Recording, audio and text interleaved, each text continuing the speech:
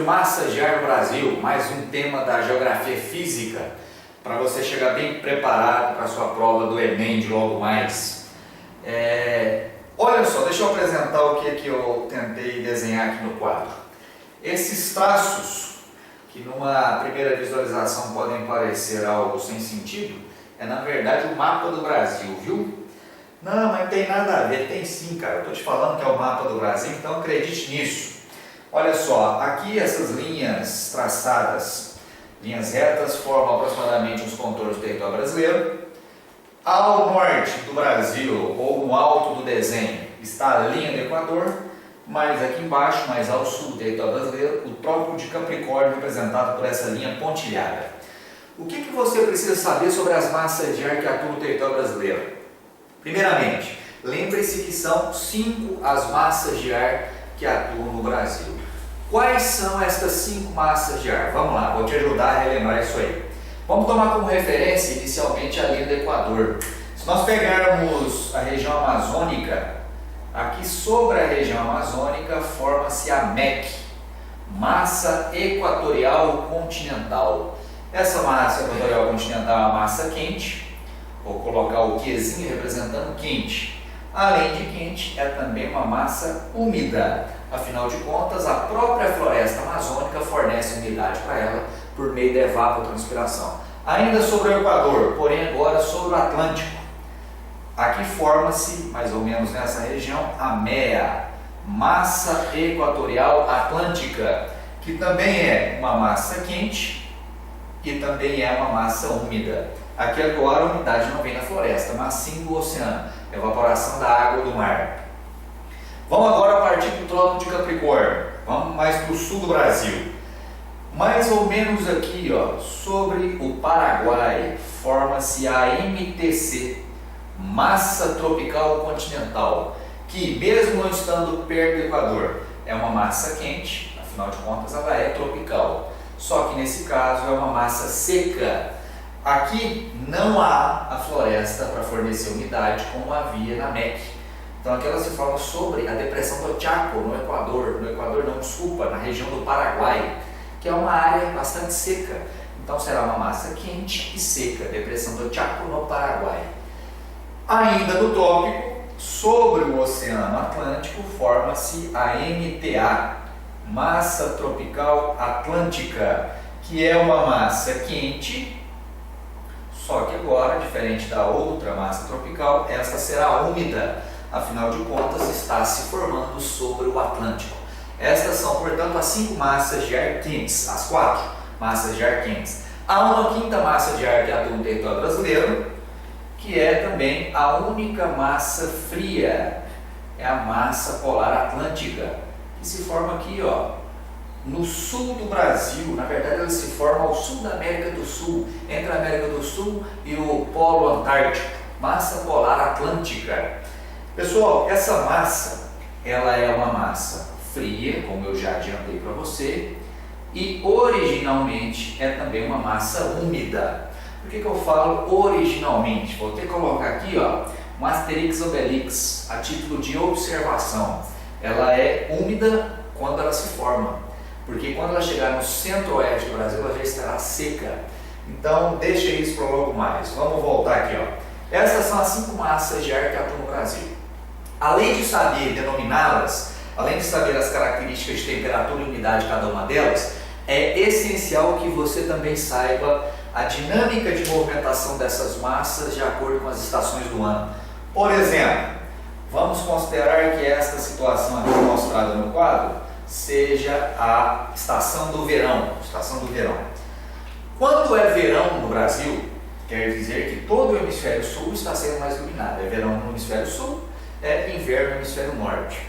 De um modo geral, no Brasil, como que é o verão? De um modo geral, pelo menos aqui na maior parte do Brasil central, o nosso verão é quente e chuvoso. Por que nosso verão é quente e chuvoso? Vamos lá, vamos considerar que é verão, consequentemente o hemisfério sul está sendo mais iluminado. As temperaturas no hemisfério sul, inclusive aqui na altura do Trópico de Capricórnio, as temperaturas estão elevadas.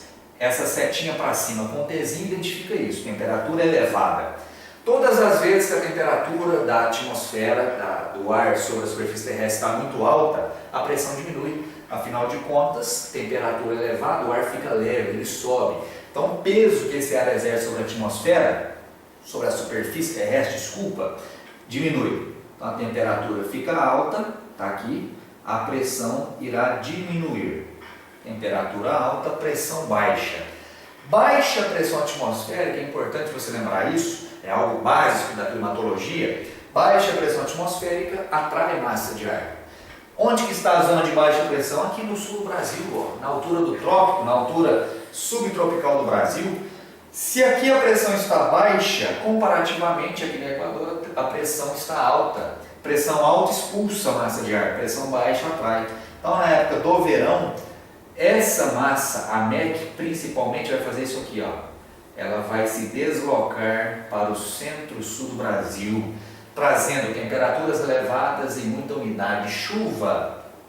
Algo semelhante, mas em menor proporção, vai acontecer com a Amélia, vai fazer isso aqui, ó. Ela vai atuar sobretudo no litoral nordestino.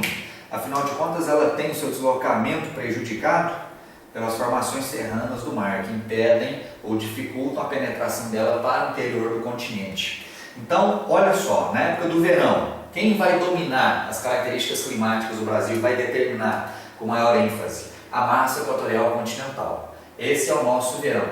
Quando for inverno, a situação vai se inverter. Nós teremos uma situação diferente. Vou apagar isso aqui para você entender melhor. Tem um apagador aí, Renan? Manda aí, filho. Apagador, filho, pano mais meximento isso aqui, mas está valendo. Ó, acompanhe comigo. Essa situação que nós falamos agora foi a situação do verão. Vamos imaginar a situação do inverno. Isso, valeu, Fiote. Olha para cá, galera. Vamos considerar inverno agora. Situação do inverno. Se é inverno no Brasil, quer dizer que é inverno no hemisfério sul. Inverno no hemisfério sul, verão lá no hemisfério norte. Você disse, isso é um nervoso, vou pegar aqui, ó. Você viu que loucura, mano? Inverno no hemisfério sul. Não, filho, relaxa aí, deixa eu concentrar na aula. Se é inverno no hemisfério sul, verão no hemisfério norte. Beleza. Galera, lembra essa alta temperatura do verão? Agora é inverno, né? Então a temperatura vai diminuir. Temperatura vai diminuir. Se a temperatura diminui, quer dizer que o ar fica mais pesado. Quer dizer que o ar vai exercer um peso maior sobre a superfície. Então a pressão atmosférica aumenta. Onde que a pressão estará alta? No sul do Brasil. Quanto mais para o sul do Brasil no inverno, mais frio estará, consequentemente maior estará a pressão. Se aqui no sul do Brasil cria-se uma zona de alta pressão, a alta pressão faz o que com massa de ar? Expulsa. A alta pressão é zona anticiclonal. Então, principalmente a massa polar atlântica, submetida a uma alta pressão atmosférica, ela será expulsa do sul do Brasil e vai se deslocar para o centro-oeste e sudeste brasileiro. Quais as características dela? Ela é fria, portanto no inverno ela vai provocar diminuição da temperatura. Lembre-se que originalmente ela é úmida, só que essa umidade foi despejada toda no sul do Brasil, choveu tudo aqui no sul. Ou seja, quando ela chega no sudeste e centro-oeste, ela já chega seca. É por isso que o nosso inverno, na maior parte do Brasil central, é um inverno com temperaturas um pouco mais baixas, não chega a ser um inverno frio, né? No Brasil, predominantemente não faz frio, mas as temperaturas diminuem um pouco e é um inverno seco, ao menos no centro do Brasil. Há situações, inclusive, que essa MPA pode chegar no sul da Amazônia, na região norte. Quando ela chega na região norte, ela provoca quedas bruscas de temperatura, que são conhecidas como o fenômeno da friagem, que é quando a temperatura diminui durante 1, 2 ou 3 dias no máximo ao longo do ano, no período do inverno. Um outro ramo dessa massa polar atlântica, ele se divide, ele vem aqui pelo litoral do Brasil. Por que que ele se divide? Por conta das formações serranas do mar que existem ao longo de todo o litoral brasileiro. Então uma parte vem pelo litoral. É importante você lembrar dessa parte da massa polar que vem pelo litoral, porque ela vai se chocar lá no nordeste do Brasil com quem? Com a massa equatorial atlântica. Elas vão se encontrar aqui, ó. Quando essas duas massas, MEA e MPA, se chocam no litoral do Nordeste na época do inverno, elas vão provocar chuvas frontais, que são muito comuns no Nordeste brasileiro na época do inverno. No Nordeste, o litoral nordestino, lembre-se, chove o ano inteiro. Porém, as chuvas são mais concentradas no inverno, justamente porque essa MPA desloca-se, chegando até o Nordeste, provocando chuvas frontais quando há o contato com a MEA. Estas duas outras massas de ar que eu coloquei aqui, mas nem falei, nem comentei sobre elas, massa tropical continental, massa tropical atlântica, elas são menos importantes do que estas duas que eu destaquei. As duas principais são MPA, que vai atuar no inverno, e a MEC, que vai atuar no verão. Essas outras duas têm uma atuação mais restrita às suas regiões de formação. A MPA vai exercer uma influência muito grande, principalmente no verão, aqui no litoral do Sudeste, enquanto que a MTC vai atuar mais aqui na região centro-oeste do Brasil, sem deslocar-se para outras regiões do Brasil afora.